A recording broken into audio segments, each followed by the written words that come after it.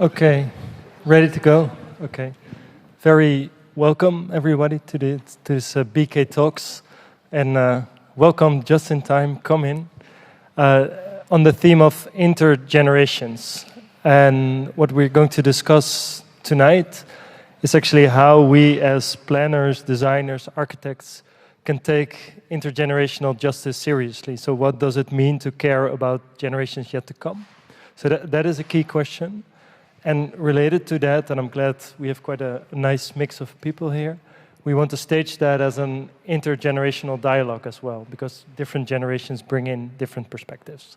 And my aim really is to have as much of a conversation as possible. And I'm Peter Pelzer, by the way, for those who don't know. I'm a professor of spatial planning and strategy here at the Faculty of Architecture and the Built Environment. And I will be guiding you through this session the coming hour and a half. And what we'll be doing is starting off with a panel, and actually in a sequence of different steps, I'll talk to interesting people we thought are interesting to reflect on this question. And then, of course, we're also very curious to hear you and hear your questions and perspectives. And I'll introduce the panel once I'll talk to them. So there's a bit of suspense. So you might have seen it, but we'll get there as it goes. And let me start with the first guest. I'm going to sit next to you, Rodrigo. Rodrigo Cardoso. You're an assistant professor at the section of spatial planning and strategy. And you're also one of the initiators of what we call the Big Question Week. So there's a week of events, and this event is part of that, in which we discuss the question, what if spatial planning and design took intergenerational justice seriously? And actually, you just came from a very heated debate that was difficult to end, and a few of you managed to come over. Could you say, well, what are the most important insights about this question of taking intergenerational justice seriously that stayed with you after a day of debating? Sure. Hello, everyone. As Peter said, I'm Rodrigo. I'm a 48-year-old guy, so what generation am I from? And am I a middle-aged male? But I only finished my PhD 9 years ago. I'm a latecomer to academia. So I'm a young academic, in some sense. So I'm here regarding generations. I don't know exactly in what role I should stand. But still, and this was only a preamble, the question is about the Big Question Week. The first important thing that came to my mind was that the concept of asking a question is itself contested. The concept of calling it intergenerational justice is itself contested. So there is no consensus on whether we should treat these problems as questions or more as visions, as goals. That was one of the first things that came already on Monday morning in the session in the opening session. Another thing that stood out was, to what extent can you think about intergenerational justice without thinking about intragenerational justice first? The urgency of today's problems versus the potential vagueness, distance of tomorrow's problems. That was another thing that stood out in many ways. But I think that over the 2 days that already have passed, I think we gradually have shown that intergenerational thinking is really very important, because things that are done in the urgency of the moment have consequences that last a lifetime. The film screening on Monday about the story of the Brooklyn-Queens Expressway showed how something that has been done in a very precise moment, in a very precise context and history, has created spatial and social scars that still are there and last for a very long time. Today, the debate that took stock of issues like democracy, empathy towards the future, degrowth approaches, I think they all slowly converged into an agreement that we need to take intergenerational justice seriously. The way to do it might not be the same, of course, in every field for everyone. Some people take a much more active positioning. Other people take a more distant, more neutral, so to speak, approach to the topic. But that's, let's say, the complementarity that we have in a university that is one of the richnesses of why we came up to the question in the first place. Because there is really, we tend to give a lot of answers to society as experts, as academics. But we thought, okay, what happens if we just send out a question and look for an audience to answer that question rather than answering it behind closed doors ourselves? So that's a bit the ethos of this big question week. Great. And this event is also part of this continuing inquiry, and you'll stick with us. What do you hope to learn from the coming hours? What would really make your intellectual heart tick if you learn more about that? Yes, that's for me. Well, given the panel that we have with us, I would really like to know about how these questions that might seem, let's say, academic, that might seem dilettante to some extent, are experienced in practice, in policy making, in the real world of people that need to make decisions and need to make choices. So it would be interesting to understand how this type of thinking is not only a luxury that we can afford here, because we are comfortably sitting in our academic chairs, but that is something that really resonates not only with you as practitioners, policymakers, but also with society at large. So how do you, for example, convince a community of the importance of long-termism versus the urgency of today? That would be one example of, I think, an interesting question. Yeah, fantastic. And I think that's also a nice bridge to the remainder of this discussion, getting into the dilemmas and the kind of the day-to-day practice of struggling with taking the future seriously and having a political reality to cope with. The idea was actually that I would go now to Mega and Dirk Simons, but Dirk Simons is still in the traffic jam. So we'll swap the order, some adaptive planning. Yes. Okay, so this is Dirk. Apologies for this.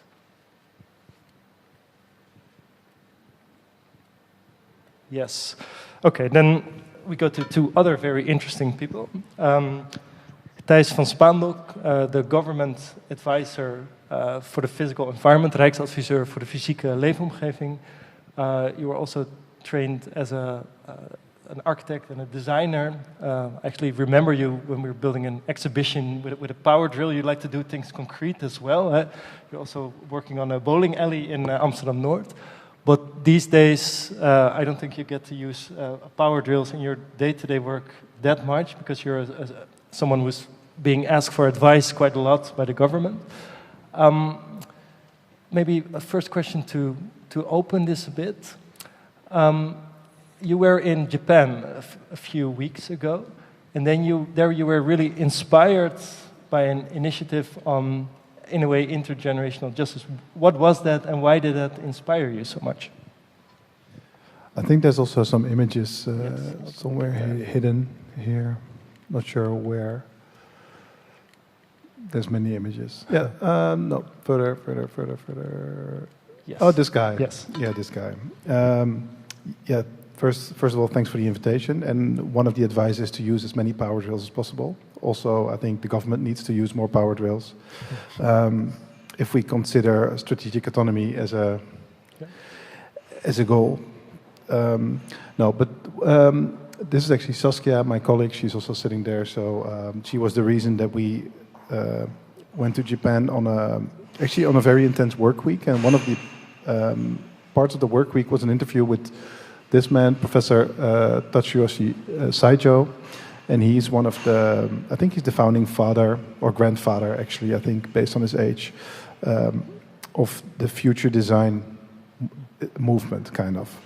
So, and I think that's very interesting, and it kind of relates to what you were saying, that he's saying that every human being is by design capable of positioning him or herself in the future and acting, and has a certain future ability as a competence. But we kind of forgot to use that competence, so we need to learn that again.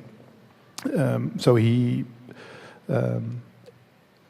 an economist by background, but he trains communities, municipalities, large organizations, so like the Ministry of Finance in Japan, to use this future design in every step of decision making, and also designing policies as a collective activity by thinking also about the future. And how does that concretely look like, doing a future design approach? To make it very concrete, so basically there's 3 steps. So it starts with, so you do a past design. So you look towards the past. How did we make decisions in the past? What other decisions could have we made, looking backwards to the past? So what can we learn from the past? We also do a present design, and the present design is always kind of confined by today's constraints. So we kind of extrapolate in the direction that we're heading, but we're working with today's constraints, and then we also position ourselves in the future. So not an older version of myself, but just myself, but then in the future at the same age. And what would my future me want to? What would my future me want? Sorry, how do I explain it in this? What do I want me to do now towards the future? So what policies do I want to make in the that work towards the future, which opens up basically the possibilities of the present. But you don't do that once as a kind of instrument, but you do that continuously with every step. And the trick is that you also do it, you swap positions. So today I'm just the present me, and tomorrow I'm my future me, with a group of future other people. And then the whole trick is that my future me communicates with my present day me, and the reflection really helps us to widen up the possibilities of today's decisions. I hope that's concrete enough. Yeah, it is. I hope it is for the audience too. And maybe to dwell a bit on that, you were trained as a designer, a spatial designer. You also have your own company, Bright. How does this fit in the designer's toolbox? Well, I think I was trained as an architect, but you should not ask me to design a building. I mean, probably I can, but not. It's not the routine. So it's also not the knowledge about the building industry. But a lot of the work is about future thinking. So can we start understanding the uncertainties in the future? What are the core uncertainties, and how do we kind of navigate those uncertainties? And what things do we need what decisions do we need to make sure that we can actually make decisions still in the future? And I think and we, at least my background in architecture school, was really a modernist training. So we shape the future. So we design something, so with tabula rasa, we kind of project the future. It's makeable, it's designable, but we were not trained to kind of think about uncertainty. What things do we don't know, and how should we navigate? Which things do we leave open to others to make decisions about? And I think that's what this method really helps also. Yeah. And this is, I think, an interesting method, and also great for workshops. I think it would also be really interesting for education. At the same time, you're also an important government advisor. You're often asked for advice about, a sluice or a dike or an area that where something needs to happen. How then do you connect this future-oriented methodologies to these concrete and often very highly politicized situations where you have to advise and say something meaningful? Well, actually, I think a lot of these situations are not politicized enough. So there's a lot of political talks about a lot of things, but very often these things are not actually very technical. So we tend to engineer something that is a solution for a potential challenge.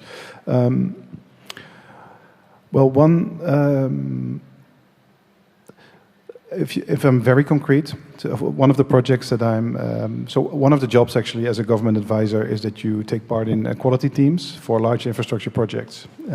For instance, the Afsluitdijk, so the water defense system in the north of the Netherlands, the barrier between the Waddenzee and the IJsselmeer, separating the fresh water from the salt water.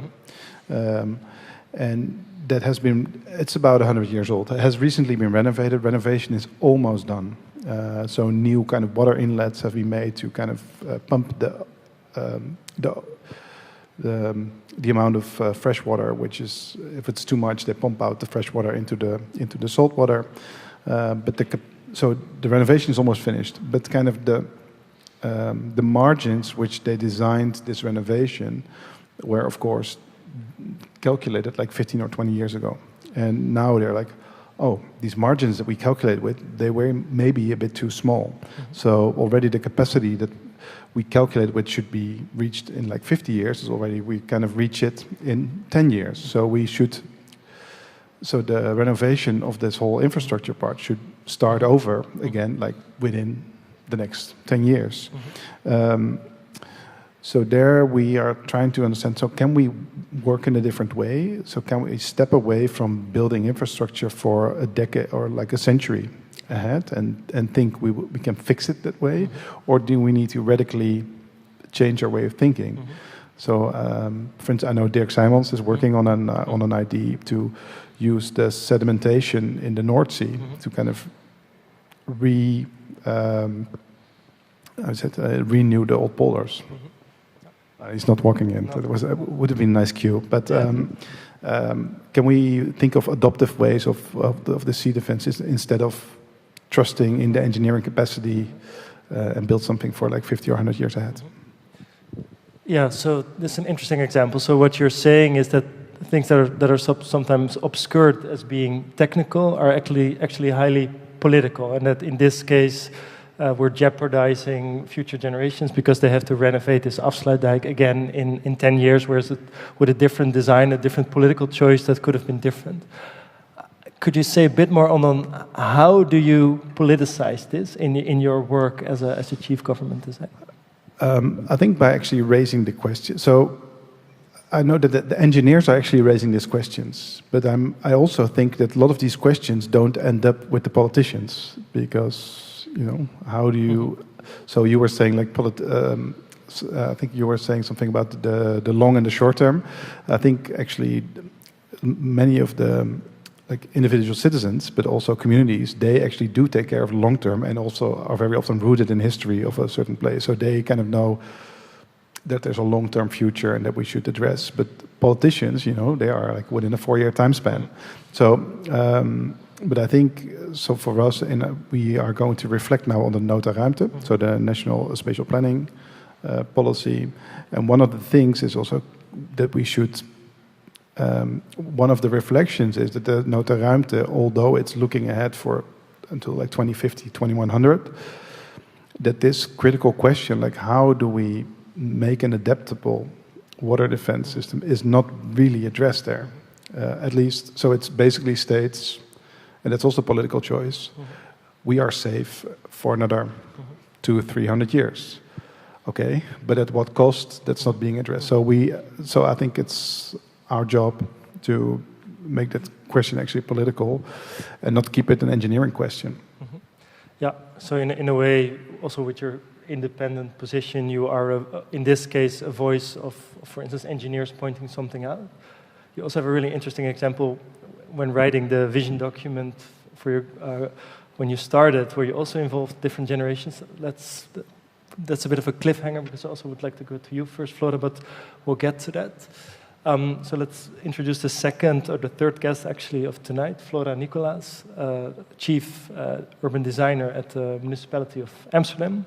You did your PhD here at the BK, actually on a really interesting topic on how the built environment can become more adaptable, which is, I think, in the keeping intergenerational justice in mind, a really key topic. And now you're working on a project called Studio Amsterdam 2100, Atelier Amsterdam 2100, which is a project in which you try to explore the future of the region of Amsterdam. And the first very simple question is maybe, Flora, why did Amsterdam need a study into its future? Yeah, I think we felt that in all sort of the topics Thijs addresses, so the whole climate change and the water issues that come with it, one, and also what we still see, the continuous growth, were two topics of which we thought we were not enough prepared, really. So we have a structural vision until 2050. I think it's fine. We can work with it until 2040, probably, or even earlier. But we knew there are such a large questions actually coming, and we were not enough prepared for that. And what is happening that I think for the past, let's say, 20, 30 years, we've been working with this whole compact city concept. So we're growing inside the existing borders, also using actually the structures we've built before. So the whole water structure, the metro system, in Amsterdam, the Schegge, which very much to organize the green and the city. But we feel these structures are, we optimize them to the maximum, and there is coming a moment where it doesn't work anymore. It cannot carry actually the whole city as it works anymore. So that really asks for something, for a larger step in thinking of what the city actually is, how it, what the form should be, how it functions. So, and that's why we thought we need this faraway future. It is a possibility also to open up the thinking, because you step also over the here and now policies, and all the things that are also sensitive. You can just for a moment lay beside and just start, really think about larger things. Yeah. So in a way, and this study is also taking intergenerational justice seriously by exploring. Hi, Dirk. By exploring what this future could be. And you had a nice. Hey, Dirk. Welcome. Ga zitten. Hoi. Intergeneration, isn't it? You had a team working on the studio project. What was for you the most difficult thing in developing this scenario?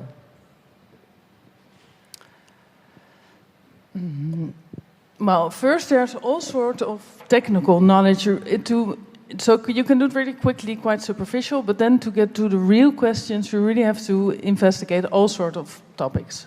And by also knowing that you don't know, and a lot of things we don't know. So that's just a question of how do you draw something, but also being very insecure at the same time. One, and two, I thought what we did also is the backcasting. That was, I thought that to make something that you really can, in a sense, rely on, was also, just to explore also the method, how to do it in the first place. It was already difficult, but So and that was also something you didn't learn when you were trained as a designer architect. No. Okay. You had to learn on the job. Yeah. And maybe one more question for now about this. This is really important, and you need to do these studies of the future to put things on the table that will happen in the future, that will affect future generations. However, as Thijs also mentioned, there's politics, there's these 4-year electoral cycles. How do you ensure they take you and your study seriously? I think this backcasting helps a lot, because then then it's not only a dream, but you see how soon actually this future is arriving. So that's really, and it's in a sense alarming, which is good, I think.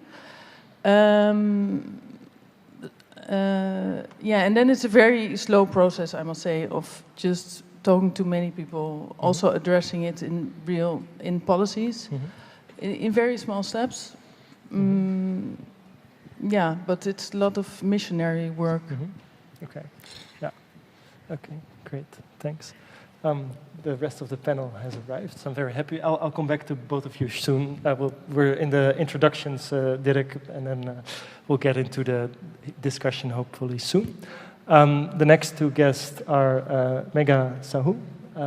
She's the chair of POLIS, the Study Association of Urbanism and Landscape Architecture, and also a student here in the urbanism track. And Dirk Simons, Emeritus Professor of Landscape Architecture here at this faculty, one of the founders of HNS, Landscape Architects, and also, one of the early voices to put climate on the table in spatial development, both climate adaptation and climate mitigation. Where do you put all those wind turbines, for instance? Megha, let me start with you. But now we're getting into the intergenerational discussion. With POLIS, you developed a vision on the role of the designer. And can you share a bit more what's the gist of that vision, and why did you think you as a student association in this time and age needed a vision? Hello. I think we were very motivated in the moment. This was in the middle of the summer, and the last year at BK had given me a lot of opportunities to interact with discussions like these, where there were questions coming up about how do we tackle what is happening. And it also exposed me personally to a lot of things which were very critical of the moment. To give a brief summary, it was we are trying to confront the pressures which are caused not only by the environmental conditions right now, but also the polarizing political situation throughout the world.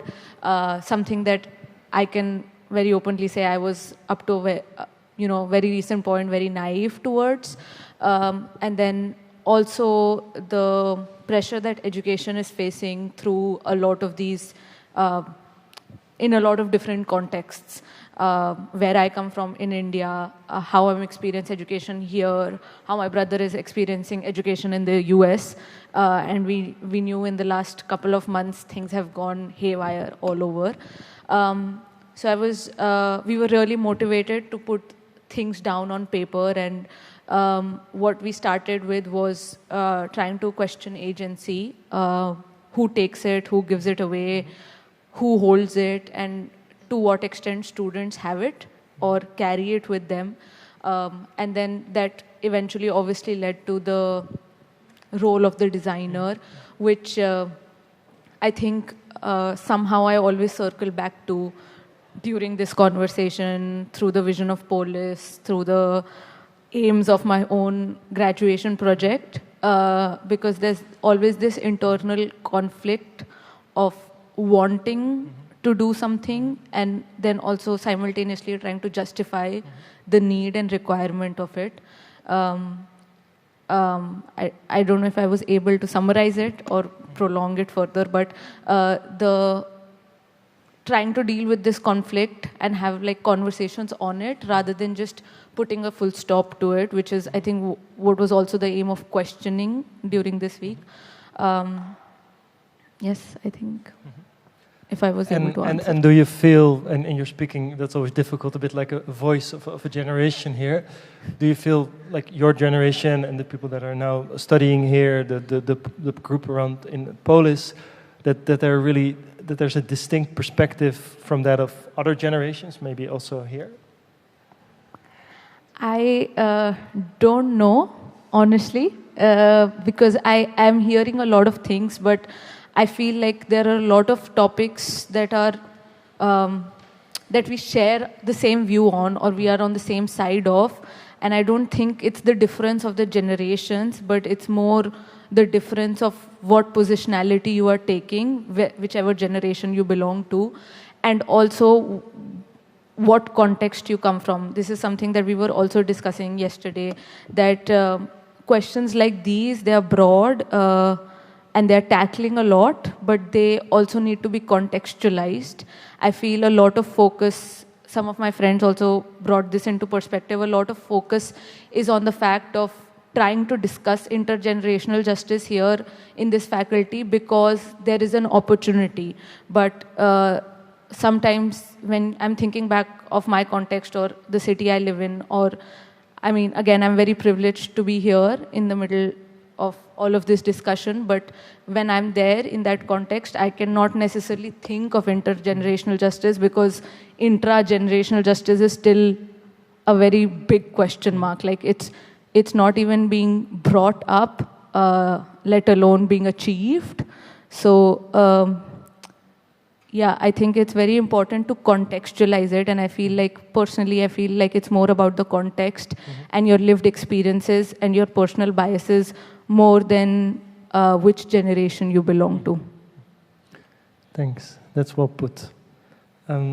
Dirk, you also, the last years have been engaging also with our current predicament and also the role of the designer, which and if maybe I'm paraphrasing and then please correct me, how I understand your work is that you also say the current predicament, the climate crisis, biodiversity crisis, requires a new role for the designer. Could you share with us what you think that the role of the designer should be in this day and age? Well, sorry to be late, all of you. I was in a sort of almost intergenerational traffic jam.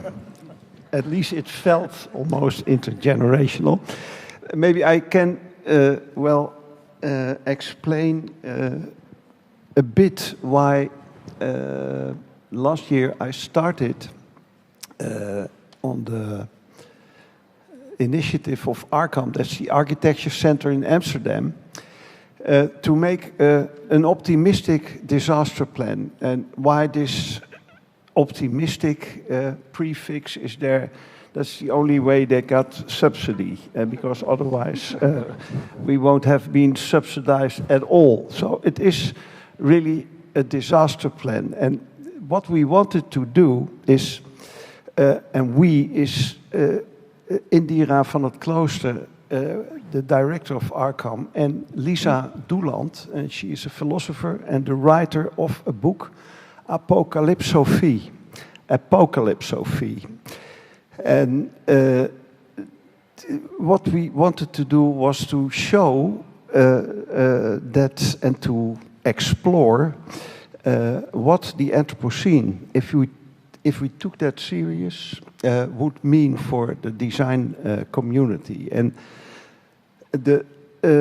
Lisa Doeland is trying to bring the statement of Bruno Latour one step further. And the statement of Bruno Latour was that, in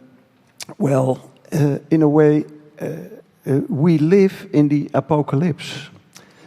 Already. He said the apocalypse is not something like 4 black riders coming in and slack bang. That's the apocalypse. No, it is a sort of outstretched period of our welfare. That is our apocalypse, according to Bruno Latour. And that is a very, of course, dark, but possibly realistic vision on what we are engaging now. So what we thought was, designers always take the role, come on, bring your problems to us and we are going to solve them. And the essence of the Anthropocene is that there are some problems that are not solved easily or aren't solvable at all.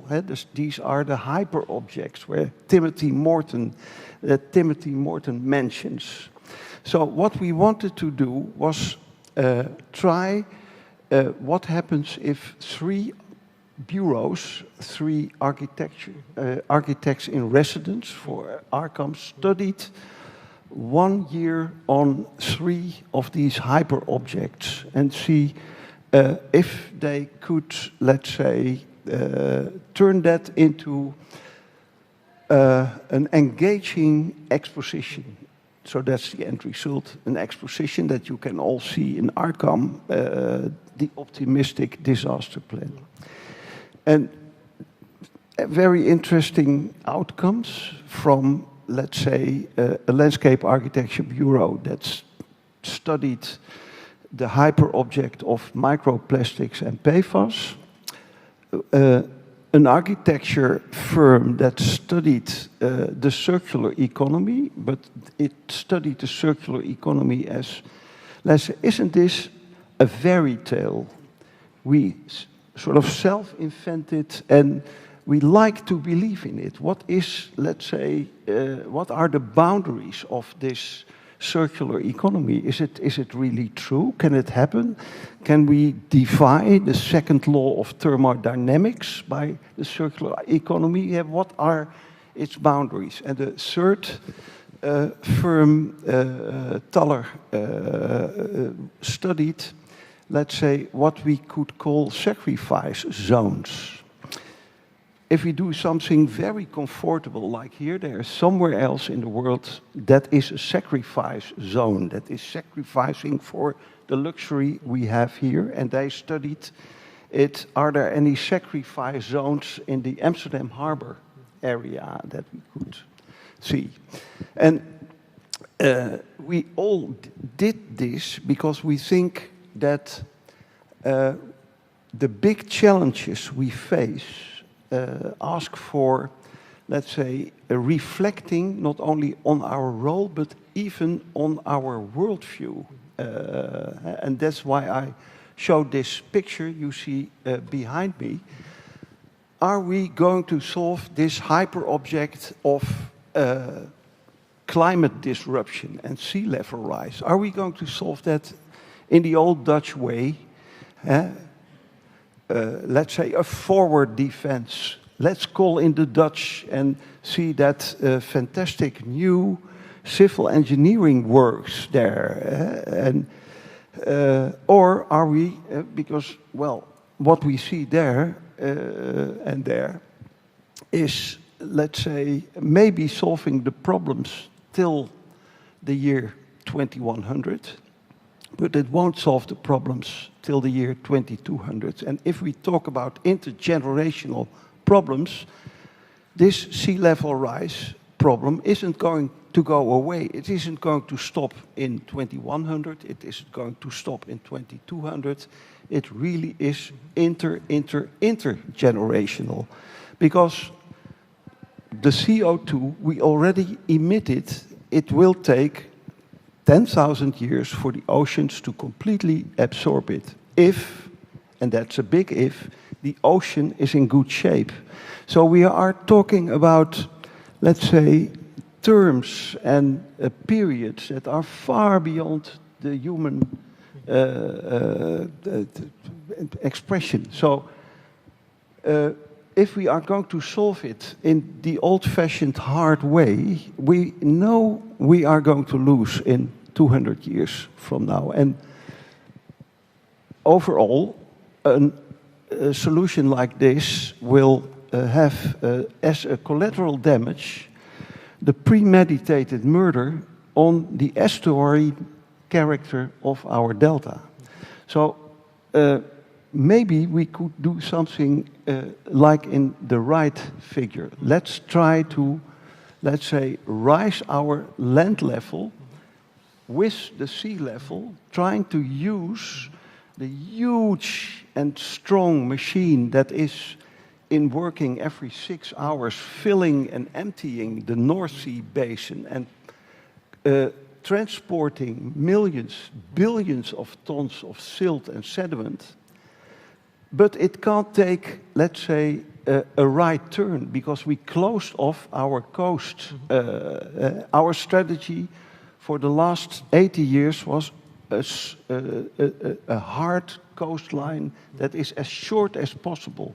Maybe we could reverse that and try to use these natural processes to safeguard us in a way. Maybe we are not going to win in the end, but it will, let's say, take us a lot further than the old-fashioned civil engineering. So we have to, let's say,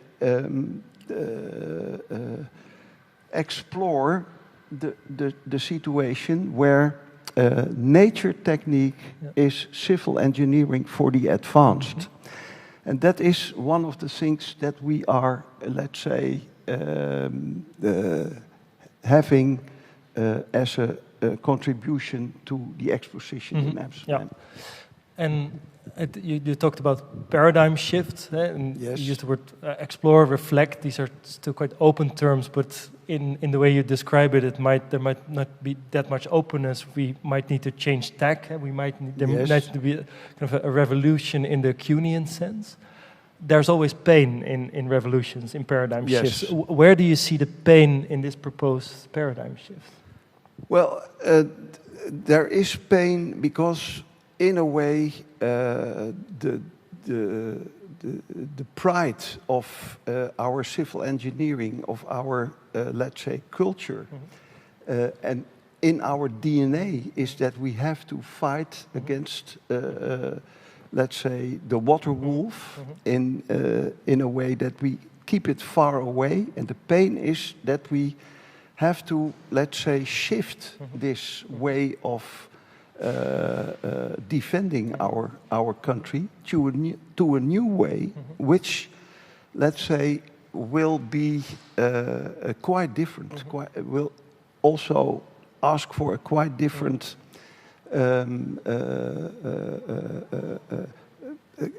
politics in a way, and that will also take maybe half a century or a century. So there is pain in our, let's say, identity. We have to shift in our self-thought identity in a way. And we is the Dutch, you mean here? Well, yes, because, yes, maybe even broader. If we have to change our worldview, we have to, let's say, plot out an escape route from modernism. And that is broader than Holland, of course, taking leave of modernism, where we as designers have been the heralds of for almost a century. That's also a painful process, I think. Yeah. And you were also one of in the board of government advisors. One of your successors is here. What would you, and then you can get to respond, Thijs. What would you respond him in engaging with this gigantic crisis and the government asking for advice? What would you advise Thijs? Let's say, let me think for a moment, please, Peter, because that's a tricky question, of course. But I would advise Thijs to, let's say, because Thijs is having, let's say, a position now that is very delicate. So he has to convince politicians of completely different directions to, let's say, make the first steps in this direction. And I think I would advise Thijs to advise the government to start with small pilots, because I was also let's say, involved in the descent engine on the coast, and almost for 2, maybe 3 years, there was this political going to have this. It's also a pilot to have this pilot have a green light, and now it's there. You see. The pilot is making people enthusiastic. So we have to show, not only in project, but in practice, some of these mechanisms are going to work and are still possible. So the advice to Thijs would be, let's try to convince the politicians that they have to start with pilot projects. Noted. Okay, Thijs, here's your free advice. Start with pilots. What would be your reflection on that?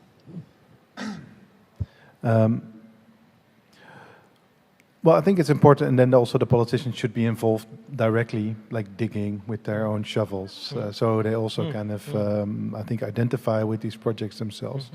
Well, I think it's a good advice also to really identify where can you start changing something without causing too much pain. So where can you kind of already put something in motion without really saying goodbye to the whole thing? What we really try to prevent, and I think that's also why what we try to advise constantly, is to prevent future lock-ins, to prevent making decisions that have an impact, a long-lasting impact, and preventing other choices. I think the images that are still on screen, the left image, it's really one of these lock-ins where you don't know what the results will be in the end. But if you choose for that direction, then you're stuck with it for a long period. And you also invest a lot of capacity, labor, money, political will in something that you don't know the end result of. While the other thing you can do not really step by step, but you can do it step by step. And I think that's a much smarter option. That's okay. Yeah. And what I think and one thing about the delicacy with politicians, what I also learned already in the last year is, also talking with my predecessors, is politicians are not the trend watchers or not the trend setters. They are the trend watchers. So if there is already a movement, a coalition of, let's say, communities, but also entrepreneurs, scientific organizations that say, hey, this might not be a bad idea, then also for politicians it's easier, like, hey, can I tag along? So it's also about, I think, building these coalitions, creating this kind of momentum, creating this kind of idea of like, hey, I want to be part of this new story, this culture of adaptation, that is something else than this culture of makeability.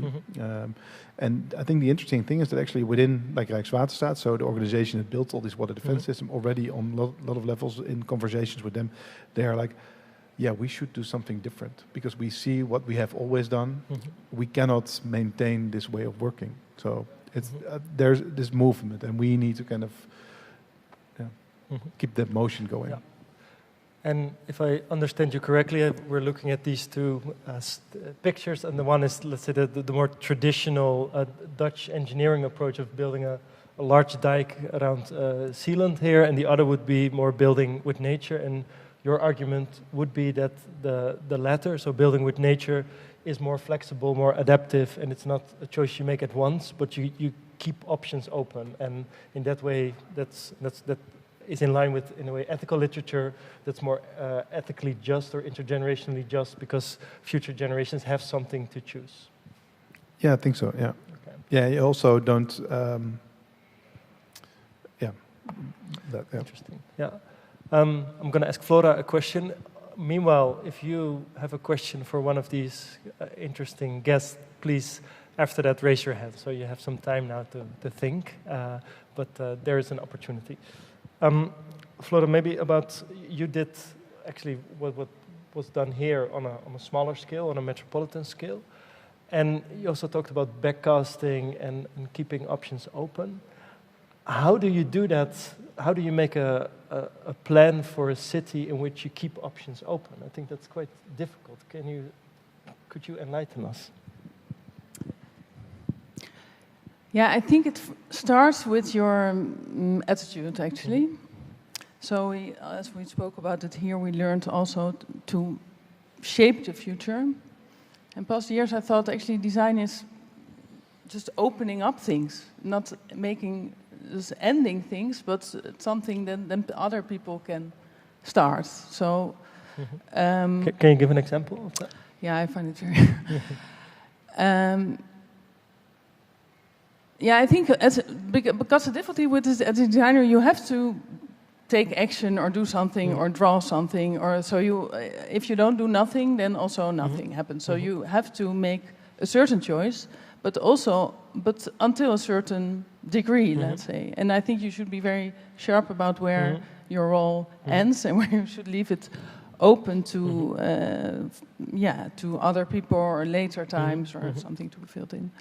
Also, you mentioned my PhD. I think I felt always a bit strange in the municipality of Amsterdam because people wanted to make large plans where they could see their work. And my fascination was very much in the, let's say, in the continuity of the city, and that you're just in one moment of time, you take part, and then other things are going to happen. And yeah, that's not very concrete, but thinking, I think if you think like that, then already your position is different than when you, thinking of, I make this picture, and then this picture will be built, and then everyone will use it until eternity, like. Okay, that's for that. But then, an open city, I think it's very difficult. Let's start with that. But in a sense, you always have to think about what can come after this. That's actually, sometimes you see plans that are really. I find the text in the extension plan of Amsterdam that Van Eesteren makes really striking. That he says, we predicted what the city development of the city will be. There will be 1 million inhabitants, so we're going to make a city form in its ultimate form. And So that's modernism in a way.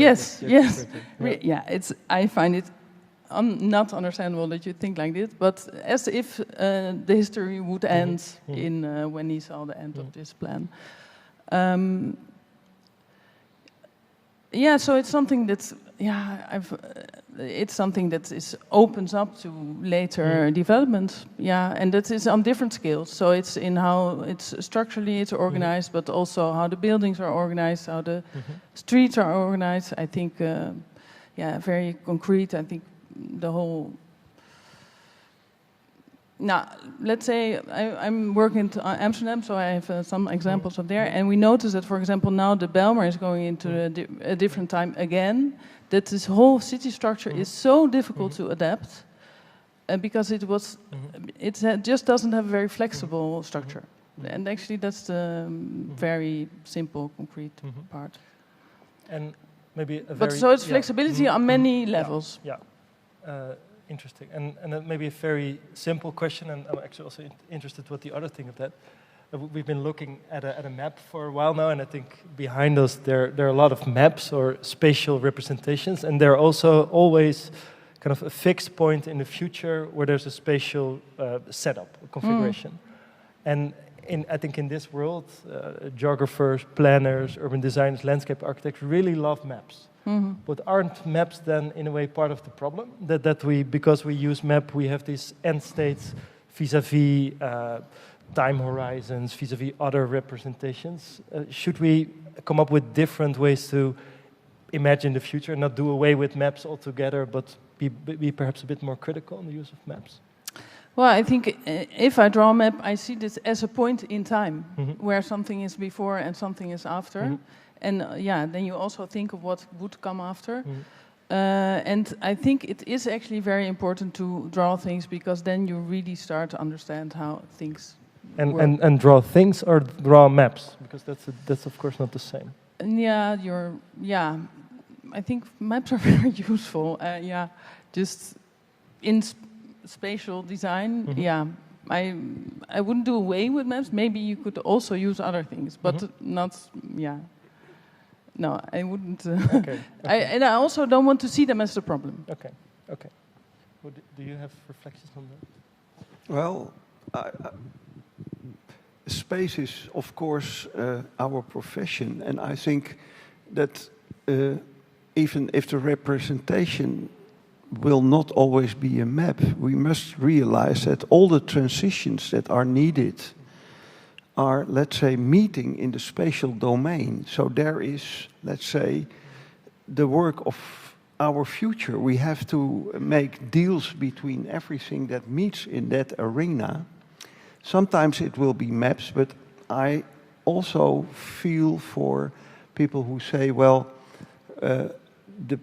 we have to find a way to represent processes. And there are fantastic steps in that direction I saw from the Indian landscape architects who draw the time, the space-time representations of the Indus, to, let's say, people who say, okay, we don't need mindfulness, we need timefulness, and let's introduce that into our discipline. But we didn't find, let's say, a very to the point way of representing that.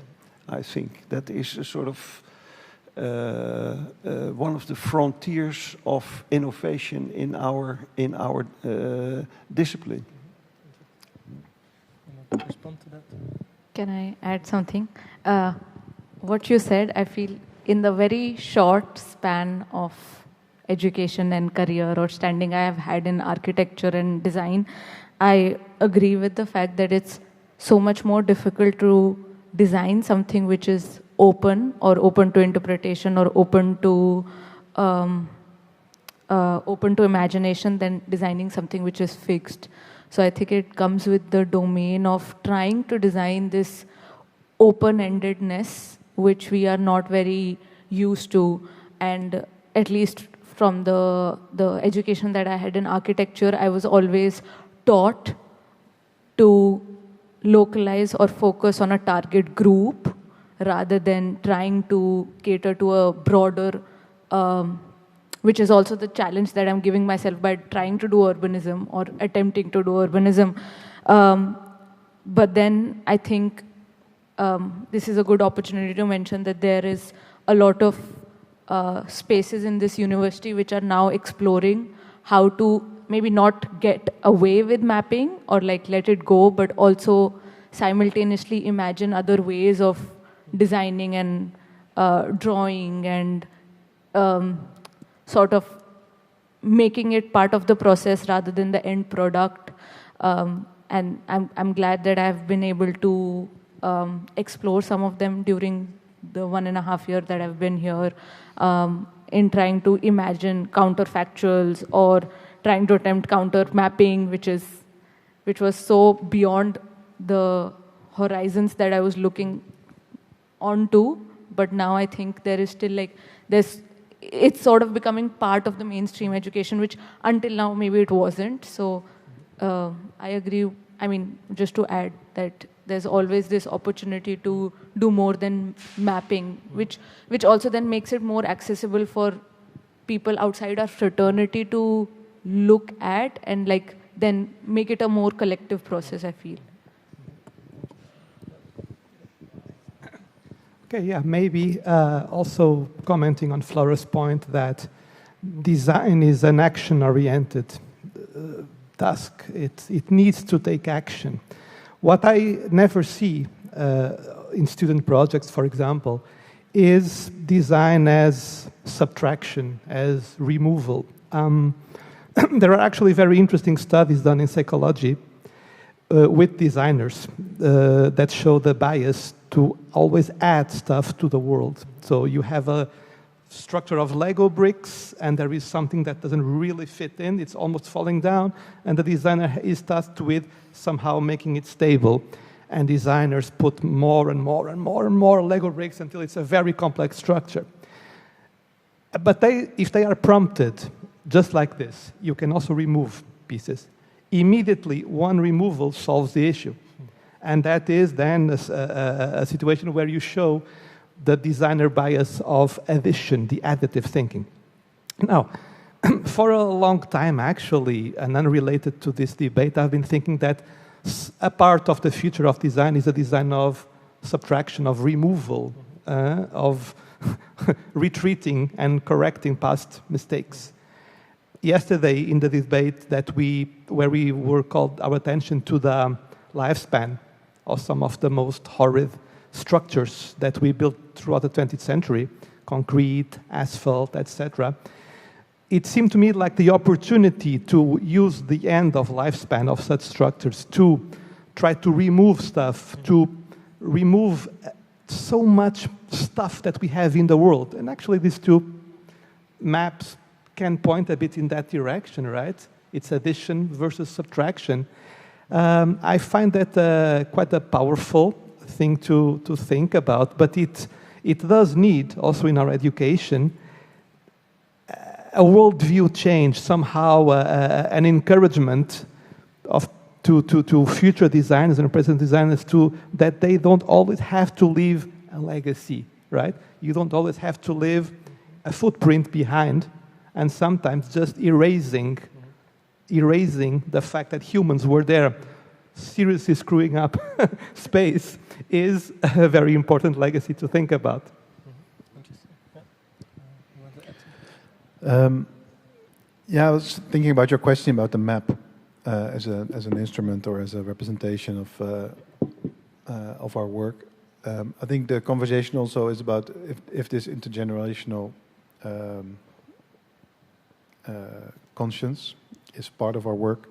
It's a cultural question, and I think what Flora was pointing out also that we are, I think, all educated in this modernist tradition that the way forward is always better than what we had. So maybe if we need to kind of get rid of the culture, which is also, I think, in some in Dirk's slides, the escape routes from modernism. Then we also need to look for other ways of like cultural representation that help us maybe kind of, but also can we use different narratives using, I think there's some, may I click? Some of these I think are super nice, but I'm not going to explain the story, although I'm a big fan. Where are we? Click. It was other things it's also there.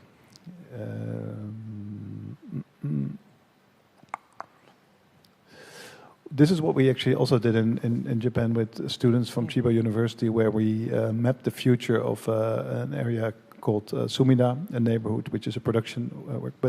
So we mapped basically a future from 2025 to 2100, but they already mapped the future, the history before that. And if you take that history into account, the other 75 years ahead, and then you see that this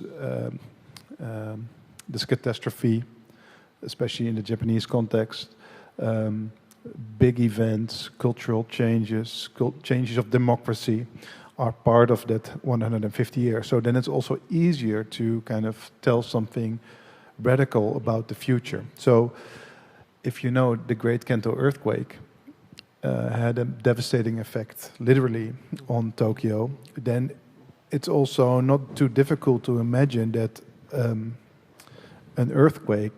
a devastating earthquake in the next 20 or 30 years that everybody is predicting, but nobody knows when it will hit, is also part of that future in the next 75 years. So then you can also be able to draw, for instance, the eruption of Mount Fuji, and how you in 2058, for instance, collectively draw up the new zoning plan after this whole neighborhood has been destroyed by this earthquake.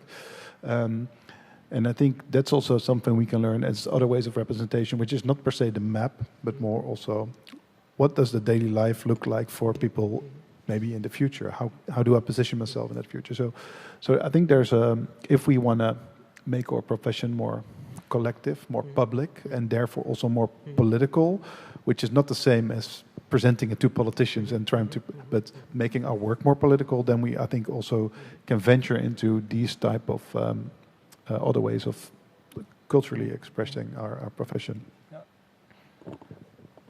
Are there questions? Yes, Lei. Thank you. So I'm Lei Chu. I'm also part of the SPS group organizing this week. Also, my new role since last year is the coordinator for the urbanism track, master track. And I think today I paid special attention to if we take this big question seriously, do we need to also reflect on our current education to see if we are teaching the right content, and also how we teach is future-proof, meaning that our students, when they finish their studies, they can join this kind of discussion at least. Of course, they don't have time within 2 years to learn all this knowledge involved, but at least they are equipped with a type of competence that they are able to join this discussion and work on very complex societal challenges as planners and designers. So also because you can see, I didn't come from this culture, but since the years I've been working here, almost 20 years, I was deeply influenced by the Delft approach to urbanism. I found this very a good approach because it's integrated. It's encourage planners and designers to work cross boundaries, to connect spatial design, spatial planning and design with other disciplines, to connect different skills. So if I look at our learning goals and also the type of competence our graduate alumni have, I think they are still able to join these kind of discussions, although the challenge is becoming more and more complex. So that's why I think today we have the great opportunities because we do have different generations and also current students and also the previous alumni and also our professors. Can you then reflect on this? Is the Delft approach still very relevant? Valid? And do we need to innovate in education, especially at the master level? Do we need to add or change the way we teach? That's the question. Yeah, that's a great point. And maybe to make it a bit sharp, because not everyone might know the Delft approach to urbanism. So we've been discussing kind of a paradigm shift, a transformation we're in at the moment, and the necessity to, and the responsibility we have for future generations. So then the question that might come out of that is, what kind of skill or capability should be in any design curriculum, certainly also at this faculty. So actually quite curious what you think. What should be in there, any case? Well, I think you can, let's say, try to touch upon this curriculum question from two sides. One is, let's say, be very clear about the physical boundaries of, let's say, what we are doing, because we are talking about an earthquake or a volcano, but we are also in the middle of a self-inflicted earthquake. And if you look at, let's say, there was a very interesting article in Nature in 2022 about that the weight of our built environment exceeded the complete biomass of our planet. And after the comma, this article went on and said, and before 2050, this mass will be doubled. And that's the consequence of being in an exponential growth path. And I can't get my head around that, that we are going to double the mass from the pyramids of Cheops still, what we build now, and we're going to double it before 2050 because of urbanization everywhere in the world, Africa, Middle America, etc., etc. That is impossible to do with the means we have now. Our planet won't survive. Well, it will survive, but with a 5 or 6 degrees temperature rise, because we don't have an alternative for steel production. We don't have an alternative for cement production yet. So this asks for radical renovation, using everything we have twice or thrice, and radical new materials we have to think about. These are the, let's say, physical components that could permeate into the curriculum from, let's say, the environmental side.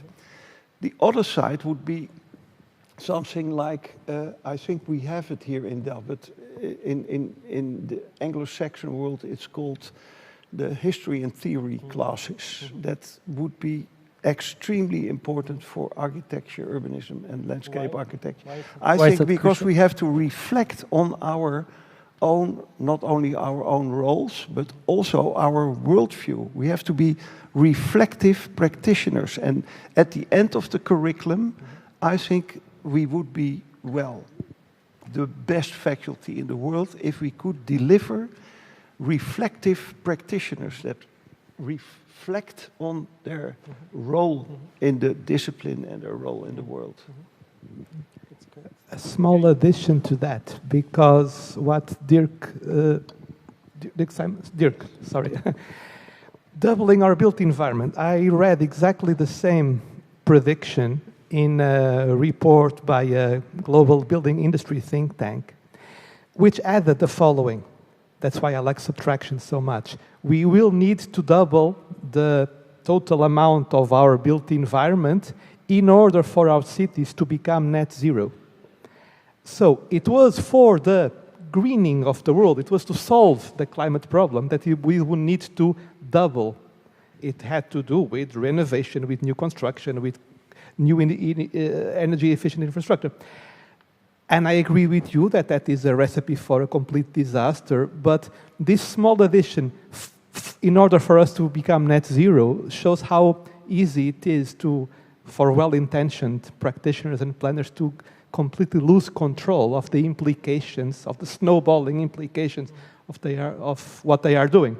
So thank you for bringing it up, because I was going to bring it up in a while, but... Okay, great. Can I quickly add to this? And maybe it's a little disconnected now, but I saw the timeline that was just shown on the slides, and then I think it also slightly answers your question, or from my perspective it does, is that I think the Delft approach to urbanism is great, of trying to cross scales and trying to cater to this interscalar approach. But I think there is also a shift that needs to be brought into thinking in terms of timelines, because we still think of time as this very linear, fashioned way. And I feel I've been exposed to a good amount of literature recently, but also this is something that I think my grandmother used to talk about, or my mother used to talk about. But I think with time, I've always learned that time is very circular. And obviously, we try to say that we should learn from the past because history repeats itself, which is also what I think you were giving the example of with the earthquake, that there are things or conditions that the earth or the environmental will subject us as a humankind to. And I feel like students still don't address it in that manner. We still think of 100 years from now, 200 years from now, but I feel like time is a very human construct. So if you just put numbers to it, then there is always an endpoint, and I think that is where it started from. We can't be thinking of an endpoint because we need to think beyond the endpoint. So I think it really, that shift has to be, I feel like this is a very concrete step that we can take in education, where we start thinking of how we think of timelines. So not only the scales, but also how temporal shifts or temporality is thought about. Yeah, that's well put, and that I think connects to your call for reflection on worldviews, because I think clock time is really embedded in our worldview now, or the linear time at least. The last question of, well, maybe what should be in the curriculum? Do you want to add something to that? Maybe there's one, I think, image here still. Let me click to another. This guy. Trying to improvise him into this story. I think that we were educated with the idea of the architect or the urban designer as we are kind of Dirk puts it like the heralds of progress, I guess, or of false, the heralds of modernism. like that we are the can determine that we are this kind of creative geniuses that kind of determine how things look, and that we also safeguard that image and with things called welstand or quality control and these kind of things, try to keep that image in place. What I learned in the last years and what I think our profession should be more about is that we cannot be the heralds of this future, but we can help illustrate it and make it available. But it's also a tool to really go into conversation with people like this who are the real urbanists, because they are rooted in a specific position. This is Abdeslam Belfik. He's a market salesman. He sells headscarves in Amsterdam New West, Plein 4045, which is I think one of the largest outside markets in Amsterdam. It has a regional importance. But he knows the history of that place. He can tell it. He knows the interest of all the people that visit that particular square. And the only thing, so he is basically the urbanist there. And we should really look for who are the people that are rooted, that have that cultural story about this specific place. And at the same time link it, and I think that's also what Dirk was trying to explain, at least that was my interpretation of what you said, know the physical boundaries of the stuff that we're dealing with, so that we should also bring in knowledge about how does the energy system works, how does this material flow work, and what should we not do, and how does the water system work, so, and kind of connect these with each other. And then we are not the authors, but we kind of organize that process.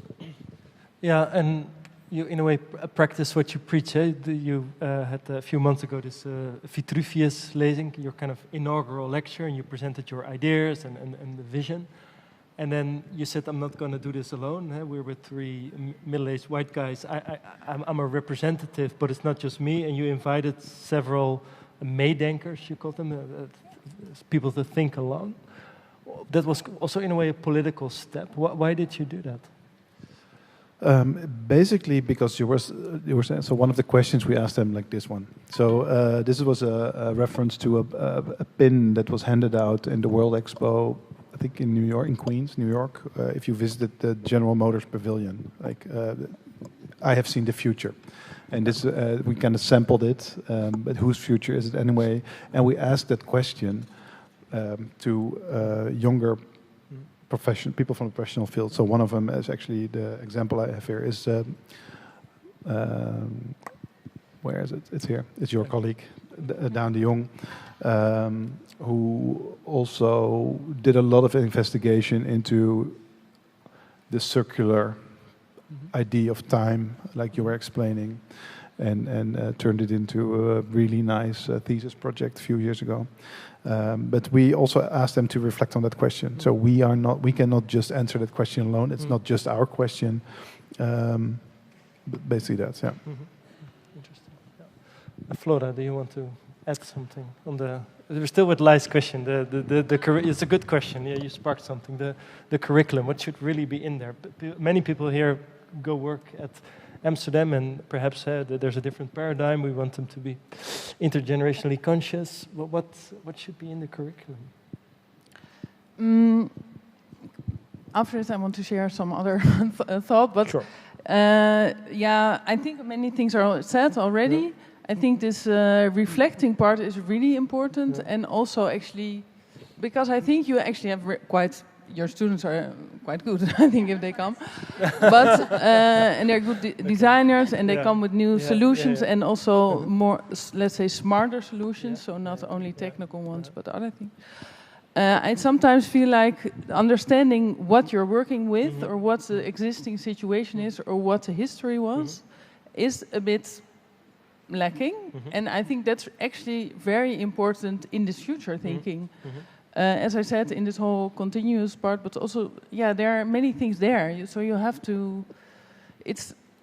We sometimes say, okay, we don't work with white paper anymore, or blank sheet. Can I say that? Is that political correct? But in a sense, I feel sometimes that we still do. and in just understanding what's there. It's also actually your example of this guy in the market, that you really should not neglect those things that are there. Yeah. But that might be that there's kind of an imagination paradox here, eh? Because the more you kind of engage with people in the present and understand context, it also becomes harder to envision a radically different future. So how do you engage with that? Yeah, so I think it's not only painful in our culture, but really for people that are there. Yeah, it's something we have to deal with. That sometimes the real further future has to be really different. Also in the subtracting story, yeah, sometimes, for example, in one of the futures we developed, we just open up a lot of land for water, but there are people living there now. So yeah, that's really, of course, a question how to deal with that. And I think the thinking in the far future gives us time to prepare. But still, it's gonna be, always it's gonna be, in a sense, painful. I think you experienced it in the ruimte voor de rivier. There were also, a lot of people that have their lives lived somewhere and their children grown up, and then maybe they have to leave. Yeah, that's the whole story now with the village. What's the name again? Near to Rotterdam. Yeah. Yeah, there are just painful happenings. And there was something else you wanted to share? Yes, what I find in the whole conversation, I feel a bit of tension between, in the one hand, have a certain modesty. Of not being the large God that thinks about how people have to live their lives, but especially, for example, in the whole water system, still you have to make this at a certain point, maybe not as a designer, but then you have to propose them, make very bold, large decisions. And there's a sort of tension between those two feelings. Yeah, that's a good point. Yeah, yes. Time is clock time, I should say, is running out.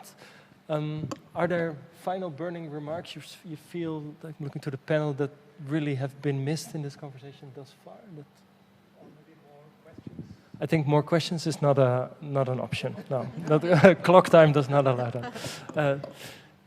Then let us wrap up here, and let me thank you. I think it was a meandering, to use the ruimte voor de rivier, space for the river metaphor, meandering conversation, but I think we touched upon important things. We touched upon the importance of paradigms or worldviews, and do we reflect enough? Are we reflective practitioners? And Donald Schoen, the kind of most important thinker about that, says, do we have enough conversations with the situation we're now facing? And the Anthropocene is kind of that situation, and I think conversations like this help. I liked also the examples, and in a way, on the one hand, the difficulty of engaging with the future, but also that perhaps a method like future design or the scenarios you're working on, Dirk, that there might be much more possible that we're aware of. So I'm reading a book now that's called Hopeful Pessimism. So I'm also not maybe very optimistic about our current predicament, but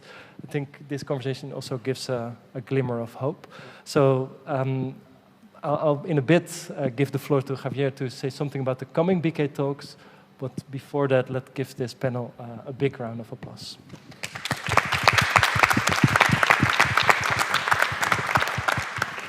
Thank you very much, Peter. Thank you very much, Peter, and thank you very much to all the guests here tonight. I will just make a very short announcement, so bear with us. I wanted to share with every one of you the next exhibition that we are organizing in the Orange Hall next May. So we have started disseminating the open call document today, and we would like you to participate and share with your peers about the topics of the next exhibition.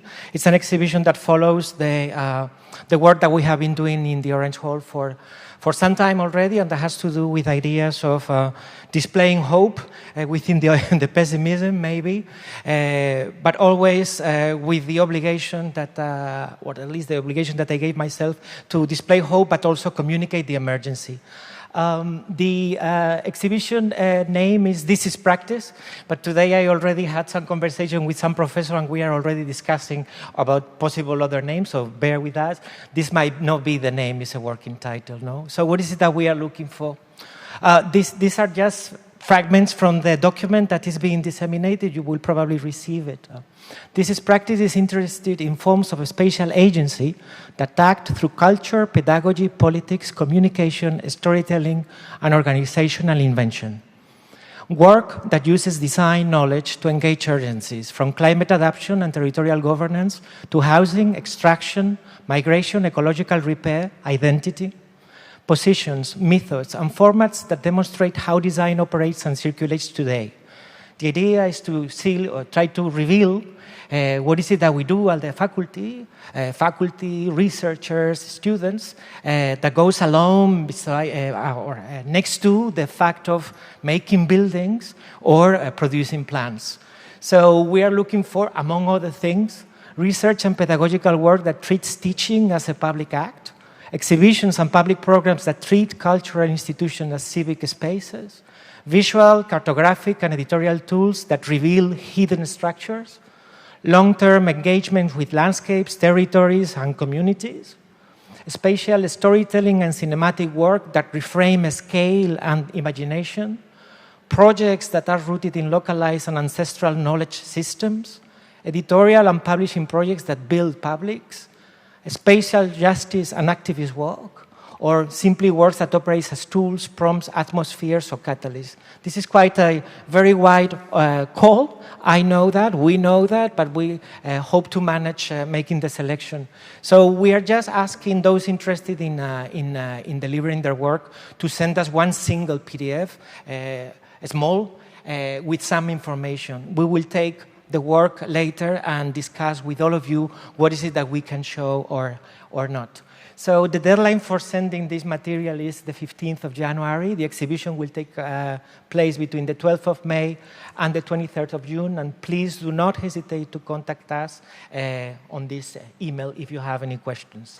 So again, thank you very much and good night, everyone. Thank you.